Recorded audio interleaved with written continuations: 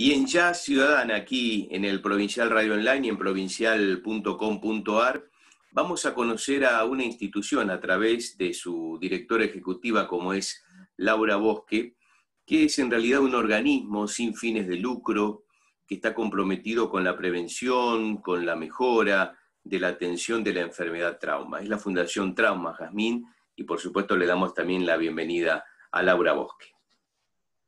Muchas gracias, Marcelo. Hola Marcelo, gracias. Hola Laura, y bienvenida Gracias, Jazmín. a este espacio y que podamos difundir en un momento. Ahora nos convoca la pandemia, pero la realidad es que la Fundación Trauma trabaja con lo que es algo endémico, ¿no? Y que tiene que ver con el trauma, que a veces por ahí no llegamos a magnificar lo que significa y la injerencia que tiene en nuestras vidas. Digo, la gente dice, estoy traumatizado, y lo utilizamos para nuestra cotidianeidad. Y la realidad es que el trauma es una enfermedad y tiene que ver, ahora nos va a contar Laura, yo hago esta introducción para la audiencia, y tenemos cifras que son realmente escalofriantes cuando nosotros pensamos en las coaliciones y en la cantidad de gente, la que fallece. Por supuesto que creo que la coalición vehicular es como un 40 y pico % de la mortalidad, y después tenemos una cifra de un 34% que produce el trauma de una coalición vehicular, y que a su vez producen discapacidades, ¿no? La parte letal es el fallecimiento, pero lo que conlleva.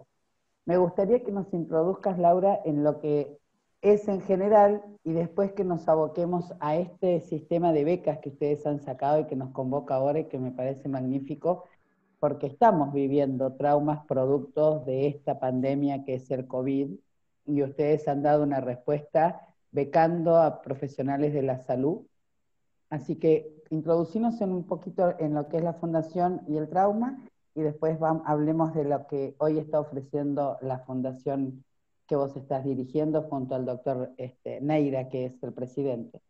Exactamente, el doctor Jorge Neira, que es un médico intensivista de una gran trayectoria en nuestro país y también a nivel internacional, es además miembro de número de la Academia Nacional de Medicina y es quien preside la fundación.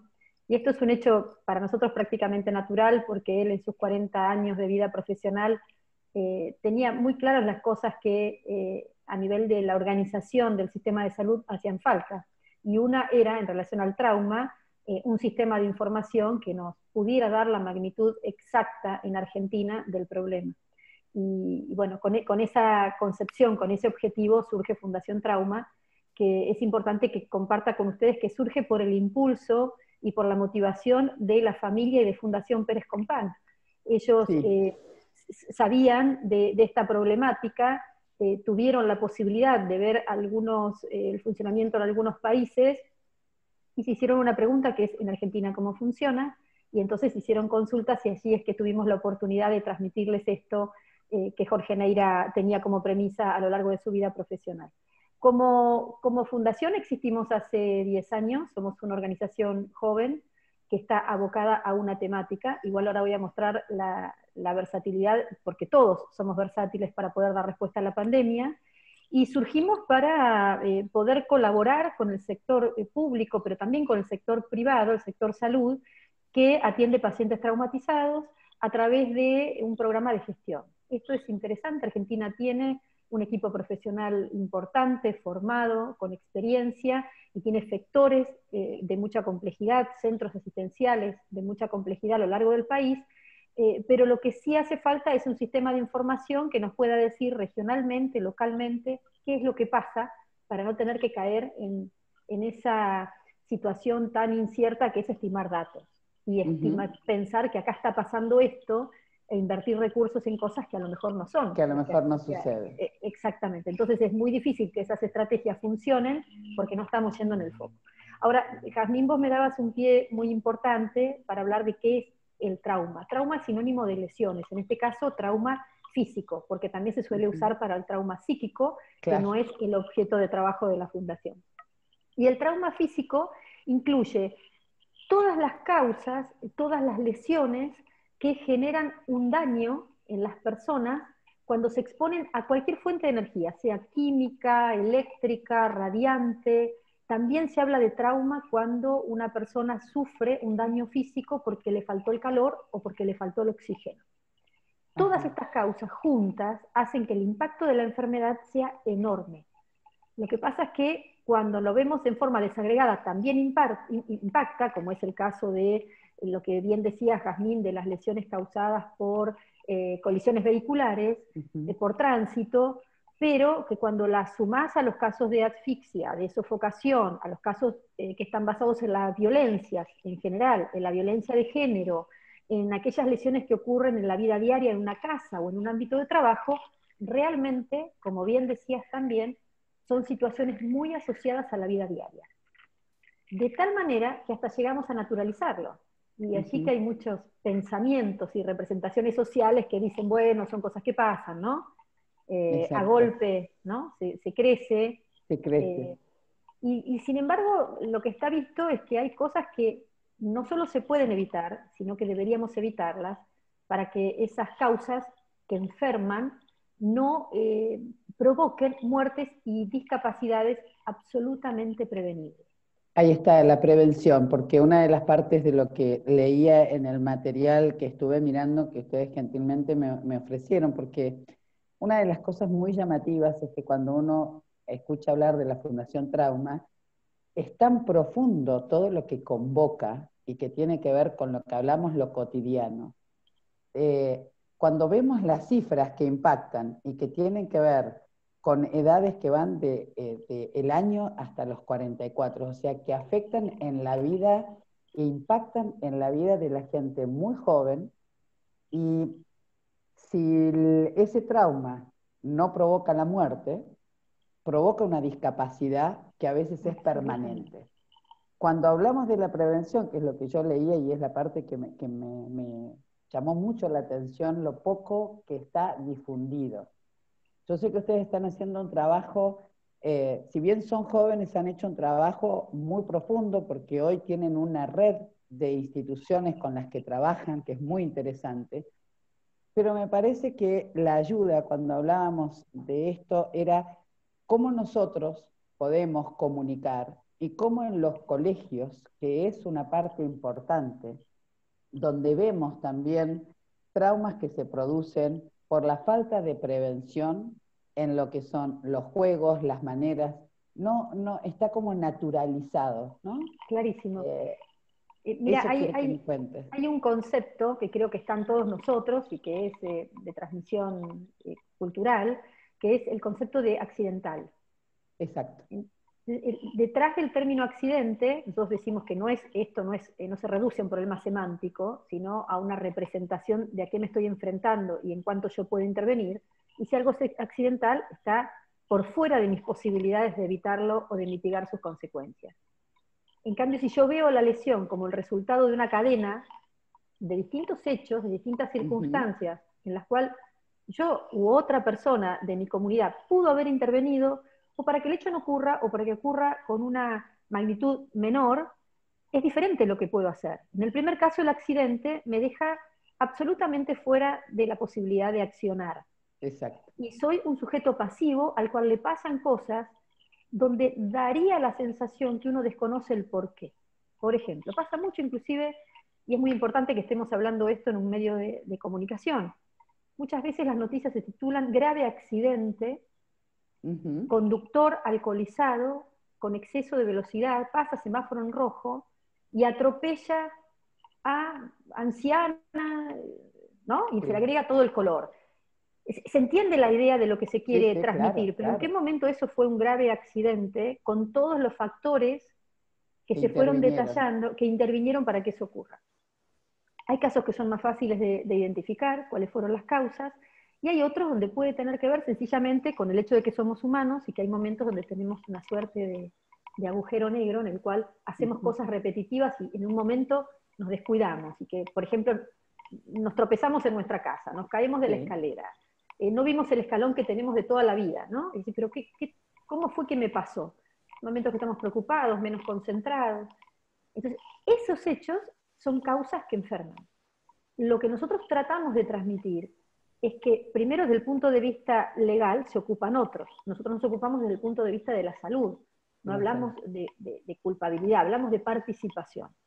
Y entendemos que también, en algunos casos, tiene que ver con la responsabilidad. Por ejemplo, vos decías de 1 a 44, 45 años, las lesiones son la primer causa de muerte.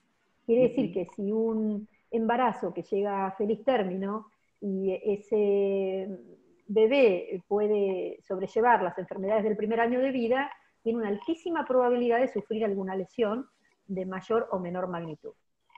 Cuando se es muy niño, esas probables lesiones están asociadas a la mirada del adulto. Las quemaduras que ocurren con frecuencia, las caídas de altura, los objetos que caen sobre los niños, tienen que ver con lo que los adultos no tuvimos como percepción del riesgo, ¿no? Hay cosas que uno las aprende sobre la marcha. Entonces, ¿por qué nosotros? Quizás. Absolutamente así. Es como no va a pasar. A lo mejor les pasó alguna vez que van a una casa y ustedes ven que hay algo, que hay un niño pequeño, dicen, ay, se está exponiendo. Los padres dicen, no, ya sabe que no lo tiene que tocar. ¿No? Sí, claro. Lo están mirando desde el lugar de adulto y no de que el niño a veces explorando podría ponerse en riesgo porque es una percepción que va a ir desarrollando a lo largo de la vida. Por eso la necesidad del adulto que pensó antes, que se anticipó y minimizó ese riesgo haciendo más seguro el entorno. Eso es, por un lado, el entorno cuanto más seguro es, menos probabilidad de que estos hechos ocurran, y luego está lo que uno puede hacer en la conducta, que es más difícil de sostener en el tiempo, pero es deseable que esas conductas pasen a ser parte del repertorio de cada uno de nosotros, como puede ser lavarse los dientes, sería usar el cinturón de seguridad cada vez que me subo a un auto, no importa si es por 5 cuadras o en la ruta. Sí, porque los accidentes no ocurren en donde la gente considera a lo mejor que en lapso de tiempo permite que ocurran mayor cantidad de accidentes. A lo mejor estadísticamente sí, pero uno sabe que salió, se puso el cinturón y hubo una colisión en la esquina, hizo una cuadra y el cinturón de seguridad lo salvó, y esto es un poco lo que vos decís, ¿no? La prevención. Es como vos decís. Y es una construcción social, porque en realidad hay mucha gente que dice, bueno, pero si yo hago todo bien y vino otro, esto es lo que nos está mostrando la pandemia ahora. Ahí está. El gran ejemplo de yo me tengo que cuidar y tengo que cuidar al otro, porque si yo no me cuido, permito que el virus se instale y que yo contagie a otros. Con las consecuencias del trauma es exactamente igual. Si yo dejo, estoy pensando aquí en la ciudad de Buenos Aires, o donde haya edificios, y dejo en un edificio de altura alguna silla suelta en el balcón, lugares donde hay mucho viento, macetas que no están bien fijadas, y en un momento pueden caerse. ¿Fue mi intención que ocurra? No. No. Pero tengo que saber que, claro. Y el que iba caminando dice, ¿yo qué culpa tengo? Es que las enfermedades y la forma de controlarlas se hacen socialmente, son construcciones sociales. No hay una forma... Dentro de esas construcciones sociales, Laura, ustedes hacen, tienen una red con diferentes instituciones donde trabajan sobre la prevención, la comunicación de aquellas cosas donde, cómo trabajan desde ese lugar, y después nos vas a contar qué están haciendo ahora específicamente con la pandemia. Pero ¿cómo trabajan para esto que vos decís? Damos por sentado, pero le pasa a uno, ¿no? Uno sabe que va a haber tormenta fuerte y la gente no registra esto que vos decís. Tengo una maceta en el balcón, tengo algún elemento que puede despedirse y no lo registra. Una conexión eléctrica que no sea muy segura. Que no sea segura. Eso no se registra porque no está... me parece a mí, en el inconsciente, ¿no? Digo, en el colectivo, no está concebido como enfermedad. No está concebido como una enfermedad. Por eso era tan importante que vos lo hayas mencionado ya en la introducción. No es un hecho azaroso, no es casual, ni es accidental. Es una enfermedad que tiene distintos momentos, y sobre todo el momento es antes de que ocurra, en el que yo puedo hacer algo para que no pase. Para que no suceda. La Fundación trabaja a través de un programa, como les decía, un programa de gestión que es el programa Trauma específicamente, que diseñamos para hospitales, pero también para sistemas prehospitalarios, para los sistemas de ambulancias. Y es un programa de gestión, como les decía, que está basado en sistemas de información, que traduce todos los datos que tienen estos centros a través de la experiencia de atender pacientes en información para la toma de decisiones. Nuestra fuente de información son las historias clínicas, los reportes de enfermería, de cirugía. Toda esa información se carga en cuestionarios que están preestructurados, que responden a estándares internacionales y que te van contando qué complejidad de paciente atiende ese hospital, cuáles son los resultados que tienen en ese proceso de atención. Hacemos también perfiles de cuál es el equipo profesional que los atiende para ver si hay alguna oportunidad de fortalecer la capacitación para preparar a ese equipo a atender la complejidad que recibe. Pero hay un concepto muy importante. Trabajamos para que cada provincia y cada región se organice, conozca la complejidad de cada institución para que el paciente indicado, esto lo dice el Colegio Americano de Cirujanos, reciba al paciente adecuado, significa aquel paciente para el cual tiene todo lo que necesita para la complejidad de su lesión. Lo que buscamos es no llevar un paciente muy complejo a un lugar que no está adaptado y al revés, no llevar un paciente de baja complejidad a un lugar de alta complejidad, porque ahí estamos mal usando los recursos.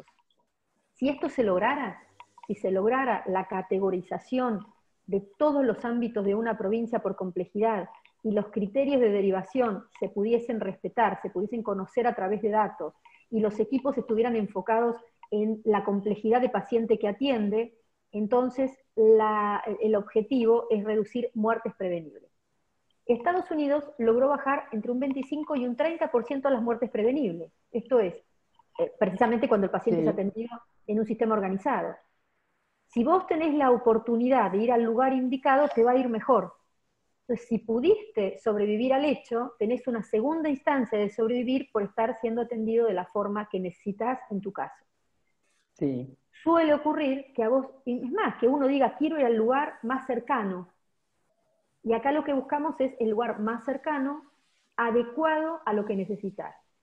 Lo que se logra cuando hay sistemas de información que tienen la misma metodología, que tienen los mismos objetivos, es regionalizar un país, es hacer un sistema nacional de trauma, que es lo que estamos proponiendo en articulación con las autoridades sanitarias, poder disminuir este 30% de las muertes evitables, y algo que aprendimos en estos años es que la información que genera el sector salud es tan importante que no solo sirve para retroalimentar el sistema y desarrollar programas de mejora de la calidad, sino que sirve para que otros sectores, otras organizaciones del sector social, otras áreas de gobierno, puedan trabajar en la prevención de lesiones. O sea que, a ver si yo te quiero entender en este proceso. Ustedes trabajan de alguna manera con las instituciones y mejorando, y lo digo desde este lugar, toda aquella situación que llegado ya el paciente puede tener una asistencia. Ustedes dan por sentado, por la que las cifras se los indican, de que el trauma está en una sociedad, sobre todo en países en vías de desarrollo, que es donde más miré los porcentajes.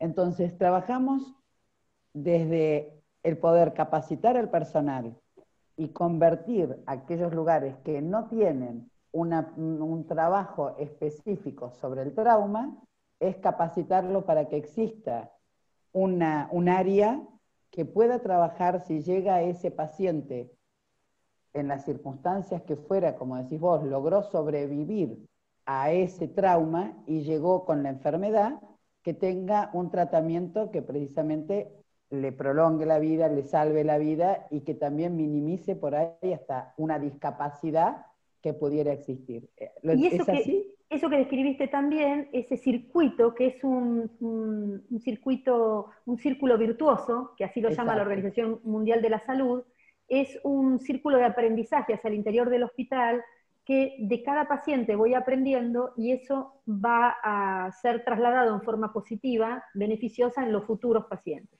Pero además de esas experiencias, lo que se pueden hacer son cosas como la georreferenciación. ¿Qué es lo que pasa en la provincia de Santa Cruz? ¿Y dónde pasa? ¿Dónde hay más lesiones de tránsito? ¿Y qué tipo de lesión de tránsito? ¿Asociada a conductores o asociada a peatones? ¿En qué horarios y en qué días? Pero específicamente en esa provincia, que seguramente se le parece, pero no es igual que la provincia de Buenos Aires. Tal cual. Y mucho menos va a ser igual que en Estados Unidos. Entonces no me sirve extrapolar estrategias que no estén adaptadas a lo territorial, a la realidad local. Entonces, por eso es que nosotros el año pasado iniciamos la escalabilidad del programa. Hace 10 años que estamos en la provincia de Buenos Aires.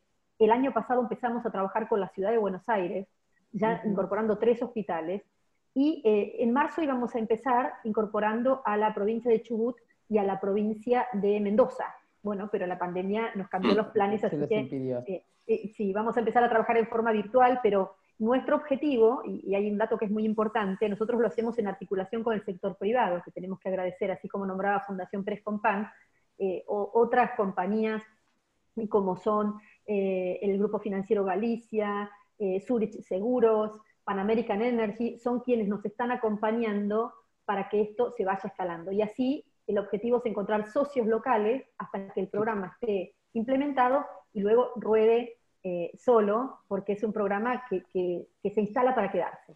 Laura, una consultita. Un poco lo que estabas contando recién a lo que a mí me parece va más allá de la salud, en el sentido de que ustedes al sacar esa base de información, por ejemplo, en accidentes de tránsito, están organizando ni más ni menos que, por ejemplo, el tránsito en una ciudad, en una provincia, van teniendo de alguna forma, digamos, esa información que la difunden después al Estado, en esa articulación privado-estatal, para que una ciudad, por ejemplo, tenga mejor organización frente al tránsito, frente a la salud, frente a un hospital, que va a saber de antemano quizás esto de las enfermedades trauma, que por otra parte te pregunto, la sociedad en general, ¿qué vinculación tiene con el trauma, digamos? Porque yo no sé si todo el mundo sabe de que nos puede pasar cualquier cosa en cualquier momento, pero me parece que no solo no mide las consecuencias, como ya dijeron, sino que no sé qué vinculación tiene la gente con el trauma en sí. Mira, clarísimo tus preguntas, Marcelo. Lo primero que decías, a nosotros nos gusta vernos como una contraparte técnica de los que toman las decisiones, de los que definen las políticas del Estado. Y esta información es la base para la toma de decisiones y para generar políticas adaptadas a la necesidad de una provincia o de un municipio. Es decir, esa es nuestra participación. Es importante saber que tenemos un alcance, que consideramos que es importante, pero que es limitado. La información, si no sirve para la política pública, realmente no ayuda a nadie. Entonces lo que generamos son estos vínculos con las autoridades. No trabajamos en forma independiente con los hospitales, sino que previamente hay acuerdos con las autoridades de gobierno para que en la medida que esto sea parte del interés público y político, poder trabajar en forma mancomunada. En cuanto a tu segunda pregunta, claramente lo que vos decís, en la medida que yo naturalizo que es algo que no me pasa a mí, o que es un designio de Dios, o que es un error humano y me quedo tengo poca posibilidad de acción. Entonces, y en la medida que no hemos sabido desde la comunidad científica transmitir esta enfermedad como tal, hay otras enfermedades, como las enfermedades infecciosas, que son, no sé si son más fáciles de transmitir, pero lo han hecho mejor. Y todos, cuando escuchamos que la enfermedad está presente, rápidamente adoptamos las estrategias. Nos lavamos las manos, usamos barbijo, tenemos distanciamiento social. Nos costará más o menos, porque este es un caso extremo, pero adherimos. Como el trauma tiene muchas formas de enfermar, también hay muchas formas de protección. Es decir, yo uso cinturón de seguridad en un auto, siempre me importa el rol que tenga en el vehículo. Uso casco, pero también tengo que cruzar en forma segura, también tengo que tener un disyuntor y usar en forma segura los elementos, los electrodomésticos. Es decir, hay muchas causas para considerar. Eso puede hacer que la falla sea mayor. Pero yo asumo que hay una responsabilidad en no haber comunicado como problema de salud y como enfermedad, como decía Jazmín, este tema. Generalmente ha quedado más en boca del aspecto legal o en cuestiones más de ¿cómo puedo decirlo? Como de sanción en el sentido de el que atropelló o el que fue atropellado, que eso hay que considerarlo, pero hay que poner que cada vez que hay un agente de tránsito haciendo cumplir una norma, ese agente está haciendo prevención y está cuidando la salud.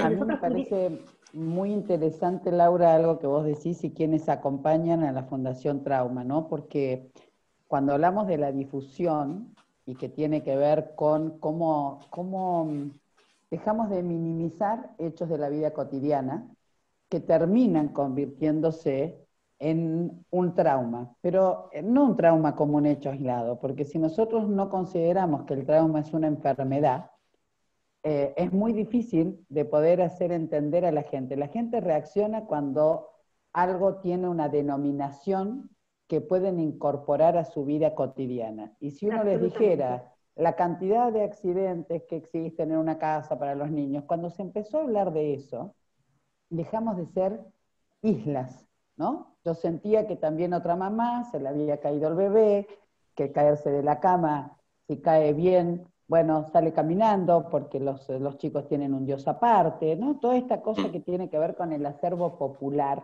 y entonces se naturaliza. Y te quebraste y te pusieron un yeso y te lo firmaron.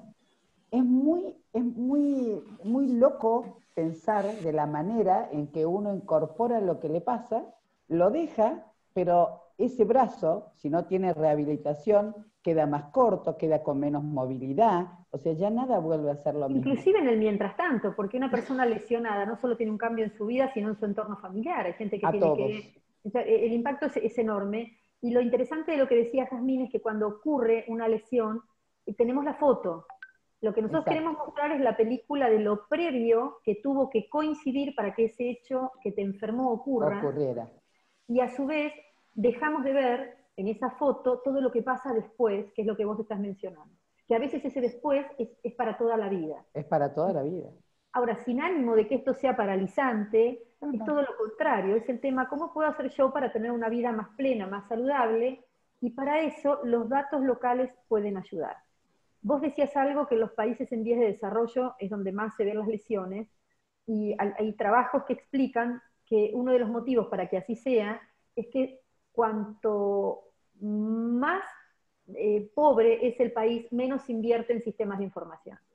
Y ese es un grave error, porque si no tenemos brújula, no tenemos norte, es muy difícil orientar las decisiones. Yo creo que a veces, Laura, y ahora vamos a hablar específicamente de las becas, pero creo que una de las cosas y de las cuales por lo menos yo me comprometo para seguir trabajando con ustedes después, a mí me gusta mucho la comunicación en los colegios, porque aunque no nos demos cuenta, los niños son los que provocan despertares importantes en los padres.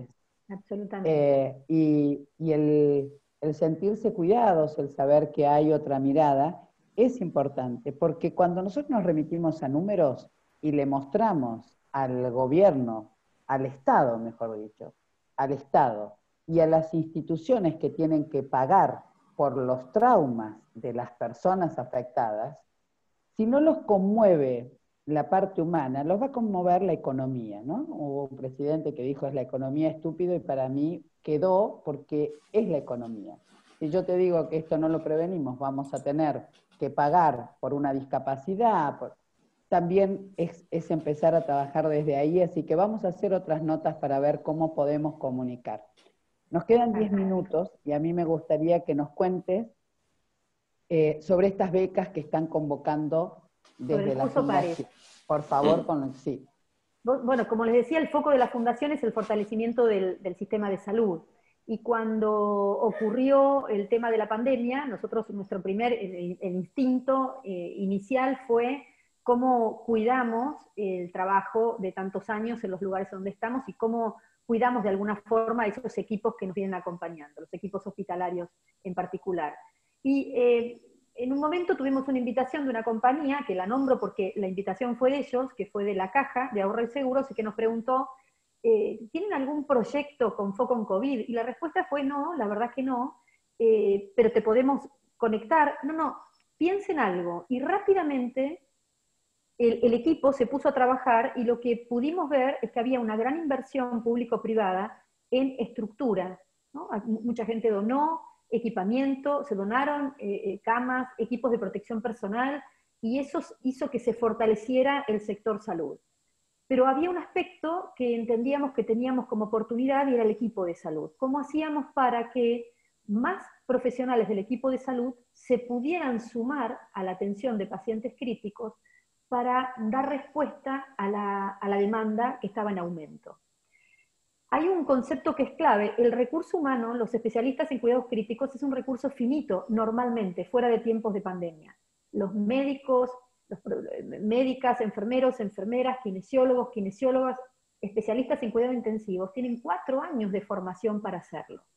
Con lo cual, no podíamos aumentar el recurso humano en cuidados críticos con la misma velocidad que uno hace una donación de un equipamiento.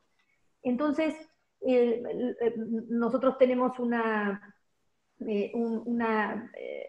filosofía que también incluye la medicina del desastre, que dice que en caso de un desastre, y este lo es, porque hay un aumento mayor de lo que podemos soportar desde el sistema de salud, todo el hospital debe convertirse en una gran unidad de cuidados críticos.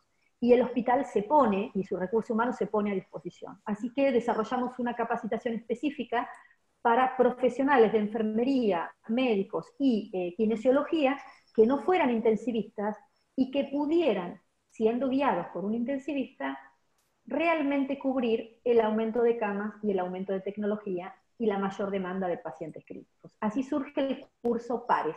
PARES significa preparación para el aumento de la respuesta del equipo de salud. Y PARES, en esta pandemia, somos todos. La pandemia necesita de todos los sectores, así que por eso nos gustó especialmente el nombre. ¿Y quiénes pueden, Laura, acceder? Pueden acceder los profesionales de las instituciones públicas. Esto es a nuestro programa de becas. Nosotros tenemos hoy un programa de becas que supera las 5.500 becas. Hemos otorgado al momento 3.600 y necesitamos que nos ayuden, como están haciendo ahora, a que las instituciones públicas de Santa Cruz sepan de la propuesta y ingresen al sitio web de la Fundación, que es fundaciontrauma.org.ar, y allí busquen el curso PARES, que está todo explicado los criterios. Idealmente nos encantaría tener contacto con las autoridades sanitarias o con los directivos de los hospitales para hacer nóminas completas, porque lo que buscamos es que cada hospital tenga una estructura de recurso humano complementaria en el caso de que los especialistas en cuidados críticos resulten insuficientes. Es un curso totalmente dinámico, que tiene animación, que tiene locución, que tiene toda la información actualizada de lo que está pasando con el COVID-19 a nivel global, y que a su vez está siendo acompañada por un grupo de 23 tutores de la Sociedad Argentina de Terapia Intensiva, que todos los días, en 2 horarios del día, de lunes a viernes, hacen aulas virtuales en la cual profundizan los contenidos y el intercambio de experiencias.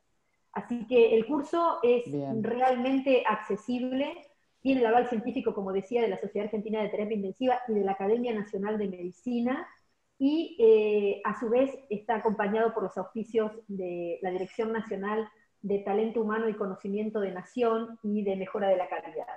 Hemos tenido una gran receptividad en Nación, en la provincia de Buenos Aires, en la ciudad de Buenos Aires, y necesitamos profundizar el vínculo con las provincias de nuestro país. Perfecto. Nosotros nos comprometemos desde ya, Laura, esto da para hacer varias, que desde ya yo agradezco el compromiso de quien es el dueño de este espacio del portal del Provincial, que es Marcelo Mucci y su equipo, porque vamos a seguir haciendo algunas otras notas que ya combinaremos con vos. Nos comprometemos, a nosotros el Provincial llega a todas las provincias, es muy federal el Provincial, y nos comprometemos a que esto llegue a la gente que decide en Santa Cruz, a la gobernadora y su equipo, también con la gente de San Luis, con quienes estamos trabajando, con la gente de Santa Fe, pero el compromiso es para que ya queden en el portal el acceso y el link a la fundación. Es una decisión que tiene responsabilidad social empresaria el Provincial de apadrinar las acciones de instituciones que nosotros creemos que son necesarias. Así que vamos a continuar en contacto.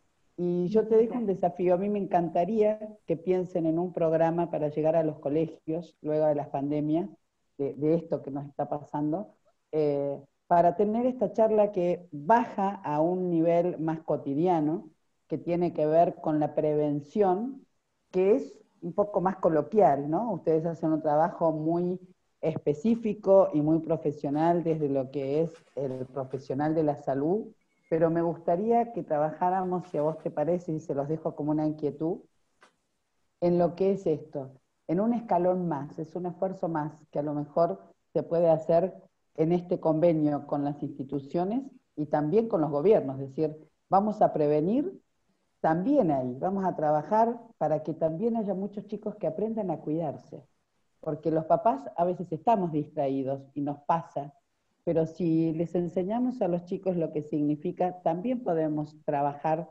desde eso. Así que te agradezco profundamente esta charla, tu tiempo y todo lo que nos has enseñado, y nos comprometemos a difundirlo. Jazmín, y lo mismo Marcelo, muchas gracias por este espacio, por haber dedicado todo este tiempo a poder contar el trabajo de la Fundación Trauma y en este caso del curso Pares. Es una oportunidad enorme y sobre todo lo que más te agradezco es el poder establecer un vínculo a través de ustedes con la provincia para poder pensar juntos formas de distintas estrategias para que, mirá, había una publicación de la Academia de Ciencias de Estados Unidos que decía que el trauma es la enfermedad negada de la sociedad moderna, así que ojalá que de este vínculo podamos trabajar para que las lesiones, el trauma dejen de ser la enfermedad negada de la sociedad moderna. En el último tramo de la entrevista está el título de esta nota. ¿Es así, Laura, o no? ¿Puede ser? Sí, claro. Le pedimos el permiso. Los expertos son ustedes, ¿eh? Así que yo, en este caso te agradezco que chequees el título.